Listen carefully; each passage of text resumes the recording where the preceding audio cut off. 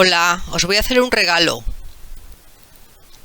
Se trata de unos fragmentos, en concreto el punto 15 y las subcategorías de ese punto, de mi libro escrito en holandés entonces, en el 2018, porque creí que así lo debía hacer, por motivos que ahora no vienen al caso, al igual que mi primer libro. Y es este libro que veis en pantalla, Una sombra diabólica del acoso organizado. Y ya sabéis que las víctimas, las que trabajan, cuando son blanco, pues viven lo que viven en el puesto de trabajo, porque forma parte de los tentáculos del programa del acoso organizado. Pero bien, voy al grano. Voy a leeros lo que escribí, un resumen de lo que escribí en el punto 15. El punto 15 comienza preguntando: ¿es Oxfam en Londres realmente una organización de ayuda? Vamos, lo que se conoce como una ONG. Oxfam ha forzado a una trabajadora a dejar su trabajo, después de que ella fuera abusada sexualmente en Filipinas por una colega. Por lo que yo entendí entonces cuando me documenté, parece ser que la colega es una mujer también. Creo que sí, porque siempre se hacen referencia tanto al autor como a la víctima como ella. Bien, pero sigo. Esto resulta del veredicto pronunciado por la Comisión Gubernamental Filipina, según el periódico británico The Guardian. Aimee Santos, que es así como se llama la víctima, esto es un paréntesis que hago, Aimee Santos dice haber sido abusada sexualmente por una colega. Oxfam confirma este asunto y dice que el autor, en este caso autora, nunca más trabajará para la organización. Otro punto es: Oxfam es extremadamente violenta y vengativa. Todo esto lo saco de la documentación, en concreto y sobre todo de ese artículo en The Guardian. Bueno, decía, otro titular: Oxfam extremadamente violenta y vengativa. La misma Santos dice que Oxfam no ha trabajado nada bien este caso y sigue molestándola. Según ella, Oxfam fue extremadamente violenta y vengativa. La organización era una enemiga no declarada. Esto, aquellos que sois blanco del acoso organizado, lo entendéis muy bien, el enemigo no declarado. La Comisión Filipina de Relaciones Laborales dictaminó en octubre en el 2016 que Santos, la víctima, fue coaccionada a coger el despido. Según The Guardian, el órgano gubernamental apunta que Oxfam, en primera instancia, tomó partido por la atacante, porque su trabajo era indispensable. Además, añadió esta comisión que la organización de ayuda, o sea, esta ONG de la que os estoy hablando, era enemigo no declarado de la víctima, o sea, que la propia comisión lo reconoció por la sucesión de hechos que hacían y cómo lo hacían, su forma de operar. Esta dijo al periódico, me estoy refiriendo a la víctima, esta dijo al periódico que poco después del abuso no quiso denunciarlo a la policía. Tampoco hizo saber este incidente a la organización, porque tenía la sensación de que sus managers no la ayudarían. Y tuvo una buena sensación, porque fue así. Decidió entonces hacer uso de un mediador para tratar este asunto. Pero cuando la autora del delito anunció su salida del trabajo, la autora del delito fue la colega que abusó de la víctima sexualmente, de su compañera. Vuelvo al comienzo, pero cuando la autora del delito anunció su salida del trabajo, Santos, que es la víctima, dice que Oxfam empezó a acosarla y suplantarla. Esto ocurre mucho entre las víctimas del acoso organizado. Me refiero a las víctimas que en el momento que se convierten en blanco, por venganza, por el motivo que sea, ya sabéis que hay muchos motivos, a ver cuál de todos más injustificado. Pues si en ese momento está trabajando, la forma de operar en el ámbito laboral es igual. El paquete de tareas de la víctima empezó a reducirse y se le ofrecía cada vez menos entrenamiento. Entrenamiento aquí entendido como formación.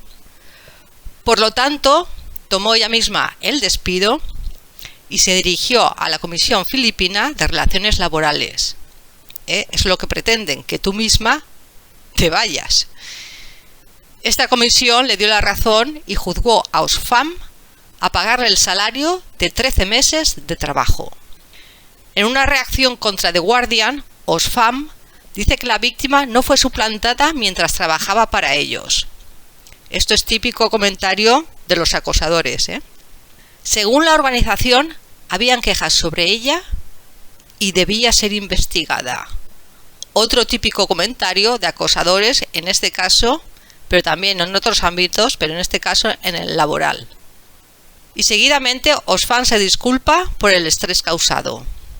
Bueno, y esto fue hace años.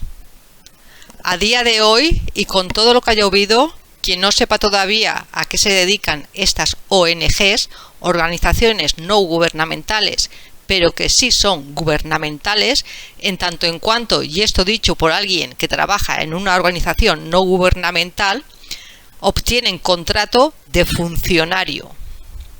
Bueno, ya sabemos que es una tapadera de cualquier cosa, y de lo que disponen sobre todo, o al menos la ONU, es de una campaña de marketing y publicitaria brutal.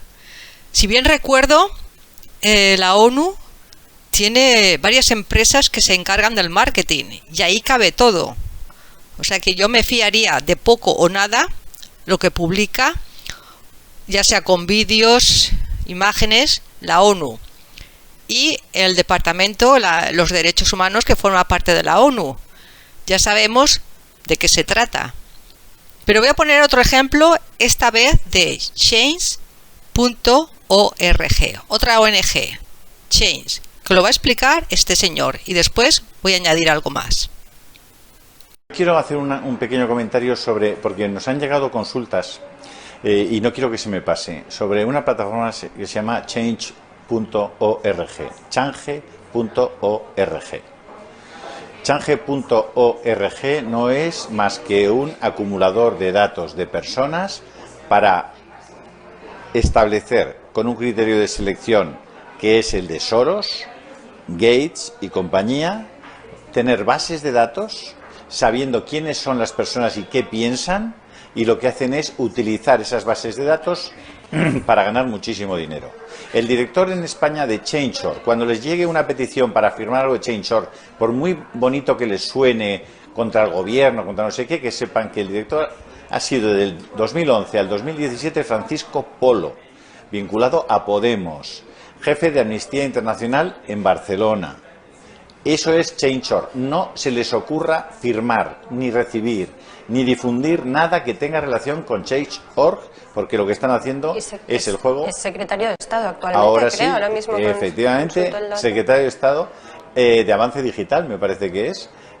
Todo lo que tenga que ver con Change.org, descártenlo, bórrenlo, no se les ocurre nada porque pasarán a formar parte de la lista que ellos tienen para saber quiénes piensan qué en España. Y es exactamente eso, entre otras lindeces, y no penséis que este señor le tiene manía. También Voz Populis, incluso El Confidencial. Mirad, por ejemplo, os leo lo que pone en El Confidencial. Chapuza en Change.org. 6 años de firmas falsas y robo de identidad a sus usuarios. Con lo cual te puede llegar un email, por ejemplo, diciéndote gracias por haber firmado la petición, cuando tú no has firmado nada. Y en este artículo se puede leer, entre otras cosas, Change.org, la mayor web de movilización ciudadana, a través de firmas online, permitió durante al menos 6 años la creación de campañas con firmas falsas y la suplantación de identidad de sus usuarios. Además, si conocías el correo de algún usuario dado de alta en la web, era posible crear, firmar y comentar peticiones en su nombre. Ejemplos de ello, con el título o el motor, ¿no?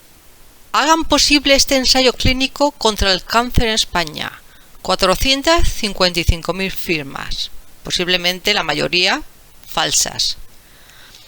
Autoricen el cambio de nombre de mi hijo transexual en el registro civil de Calatayud. Además, yo creo que esta campaña era inventada. Otra, fin al maltrato en la perrera de Barcelona. 34.000 firmas.